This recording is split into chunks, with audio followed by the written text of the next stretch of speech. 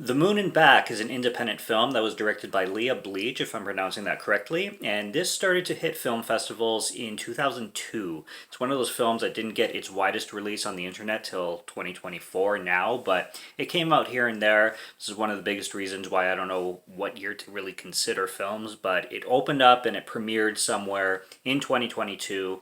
Leah Bleich was one contestant in this thing called the 5 Feet Apart Experiment, which was basically some kind of competition given to a bunch of directors, and she was one of them that got chosen to film this film and produce this film. And this film is very independent. This was one of the biggest surprises that I landed on.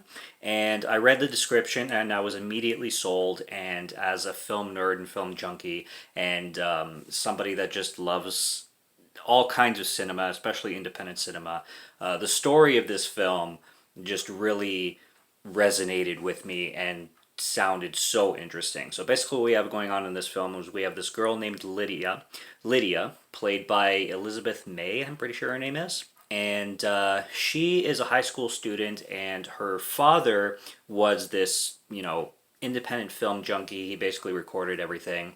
He had this screenplay that he was writing. Unfortunately, the father passed away before he could complete this script, and the 17-year-old girl finds her dad's script and decides to finish off and finish filming and actually produce this script into a like backyard independent film in memory of her father, kind of thing. And she literally has no money to do so, but it's her pursue and her dream to basically bring this to fruition and create this epic space opera sci-fi masterpiece that her father was creating. So that idea right there, just like a bunch of kids making a backyard movie kind of thing in memory of this girl's father, just sounded absolutely sweet, and just the perfect idea for this kind of movie, this kind of low budget independent film. There's a lot of shots too in this film that also feels like found footage because they are using a home camera. This film takes place in 2002. You see the girl born in 1985, and you see her father just making a bunch of home movies, and basically what led to 2002. She's 17 years old now. You also got PJ Burns in this film. He plays, I don't know if he's a guidance counselor or the principal of a school. I think he may be a guidance counselor. But this is the guy who was in Final Destination 5 as the character who basically got all the ladies, but you don't know how because he's the nerdiest, like cringiest guy in the world, and he's always like playing all the chicks on the phone in that movie and everything. He's that guy, if anybody's seen Final Destination 5. And he's been in a few other things too. He was in Bruce Almighty, Evan Almighty. He has a list of projects that he's done. And it's cool to see his face in here. He was the one guy that I recognized immediately out of everybody else. I just love how this film plays out. It's so well acted for what it is.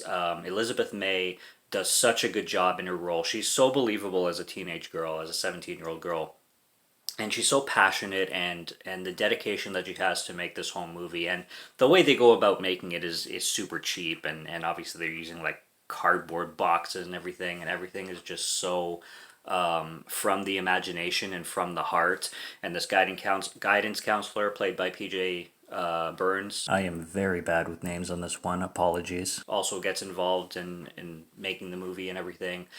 And this film is loaded with heart. Now, it does have its low budget and it does have its independent feel, but it just is absolutely packed with heart. This is a passion project right from the first frame to the last. Like I said, for a movie like this, the acting was actually really impressive and the script was really impressive. Now, there's definitely some moments in this film that go above and beyond when it comes to the cheese factor. And that definitely was a choice on purpose. Like, for example, there's scenes where like the two characters, this girl Lydia and one of her best friends that she meets and helps her make the movie, her and him will get into like little tiffs and arguments, and then they'll make up by like acting like C3PO and being like, I'm sorry. I can't even imitate it. It's just, you're watching it and you're just like, oh my god, we're gonna go here. but it almost feels like Disney movie-esque. Like outside of some like shits and I think one fuck in this movie, if they took that all away, this could totally be a family film, and it still feels like a family film. I forget the actress who plays the mom, but she also does a really good job, and she had a familiar face. I looked her up in other projects, and I don't think I've seen too many movies in her with her in it, maybe one or two, but she does well in carrying her performance as well, and she does well playing the mother of the girl. There's great, believable, dramatic moments. Mother-daughter stuff going on. I loved the relationship between her and her friend, the one that's basically helping her throughout the entire movie to bring this project to life. I thought this film was really sweet, and it's a huge surprise to find this, and I'm glad I watched it. I'm glad I experienced it. And if you like independent cinema, this film is like an independent film about independent films. If you're a film nerd whatsoever, you're gonna appreciate this film on some kind of level. Like, you get the nostalgia feel to it. The soundtrack and the music is great. It plays off like 80s tropes, even though this is taking place in 2002.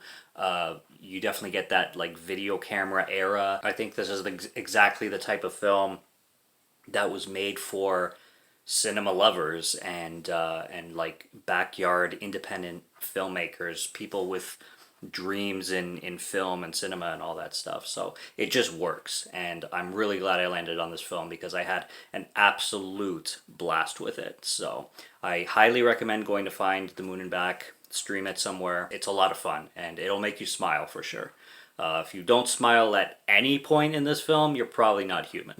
Or you probably just don't like cinema and whatever. But it's a recommendation for me, so that's all I got. Subscribe to Marketing Film Fan if you like to listen to my voice or if you like my film reviews. I'll be back with more soon, so stay tuned for those. Check out what's on the channel already. Stay tuned for what's coming. Until next review, have a good one. Take care and cheers.